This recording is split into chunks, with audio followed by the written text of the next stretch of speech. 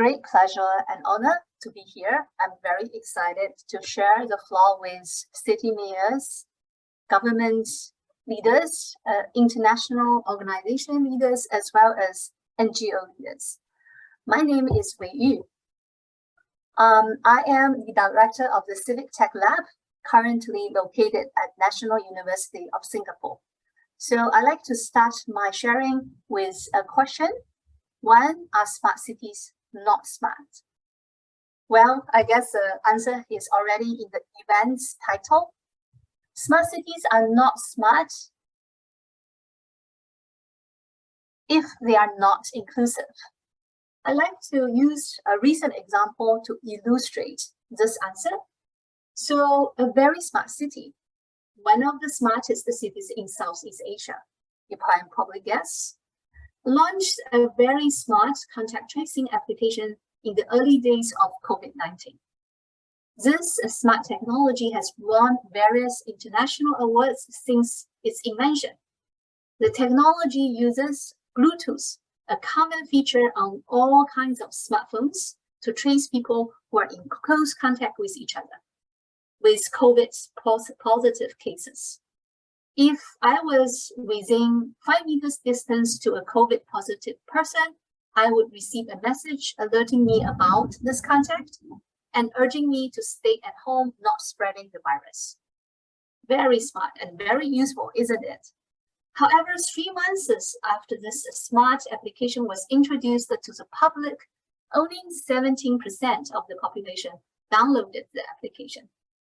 The challenge here is really that any contact tracing technologies would not really work unless 70% of the population, 70% of the population use the smart technology. So what to do now?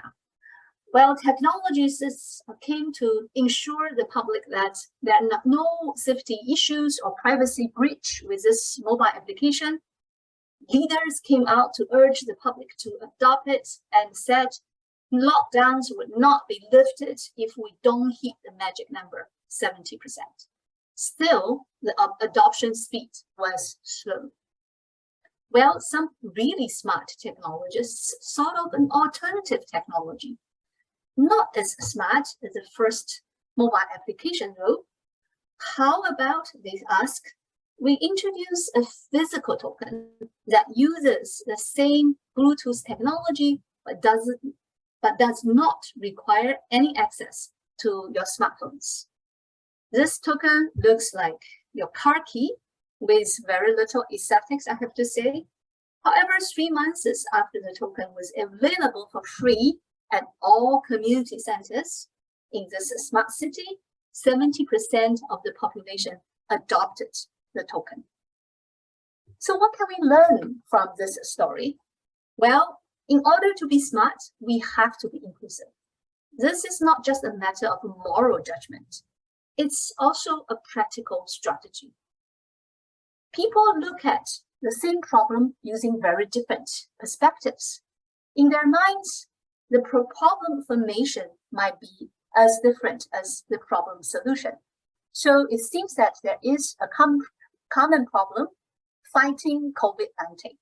However, from the decision maker's point of view, the question is, what's the most effective technology solution? If the majority of the population own a smartphone, if the majority of the population know how to open an application, isn't mobile application the best solution to the problem? However, people or the majority of the population look at this problem in different ways. To them, the question is, what's the least disruptive technology solution I can adopt to achieve the same goal, which is contact tracing? The technology needs to be as least demanding as possible. So my smartphone's battery would not be drained quickly. My smartphone's storage space would not be taken up so quickly by the new application. Then this alternative technology, the physical token contact tracing technology, seems to be the best solution to them.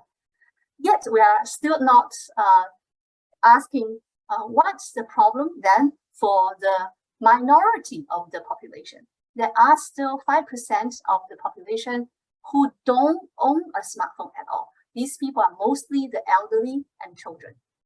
To them, the question is completely different, right? It's not even a matter about disruptive or not disruptive. It's a matter about whether they have the access to the very basics.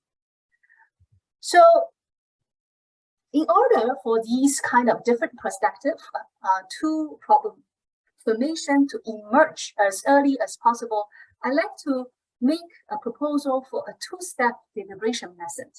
So this two-step deliberation method is in particular consideration of those people with disabilities, women, the urban poor, and other marginalized groups. So in an earlier Smart Inclusive City in Southeast Asia event, I heard from one local and NGO leader, Ling. So Ms. On is the CEO of the Penang Women's Development Corporation. She discussed her successes or their successes in mainstreaming gender across policy-making exercises. So in their practices, separate dialogues for women and men according to age and ability were organized. As Ms. On put it herself, quote, so that all the voices are heard. Otherwise, if you put them all together, only certain voices are heard, end of quote.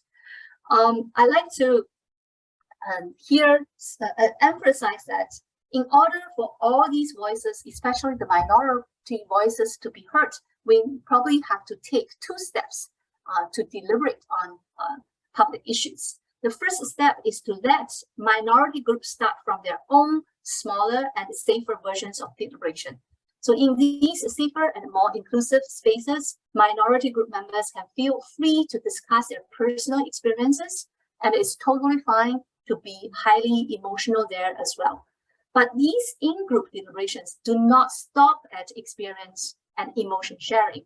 Minority groups also have to develop their strategies to reach out and deliberate with the larger society through step one. So a second step will be then to include everyone in a society-wide deliberation. And my suggestion here is to let the society deliberate on broad topics such as the pandemic. These broad topics need to impact all society members, in contrast to issues which seem to only benefit one side or one small portion of the society. Through this broad topic deliberation, then the experiences and emotions of minority groups could become relevant to the majority of the society. I'm going to stop my sharing with a quotation from my colleague Arun, who wrote about smart cities as early as in 1999. So he said, the final goal of smart cities is not just economic growth, but the enhancement of the quality of life for all people.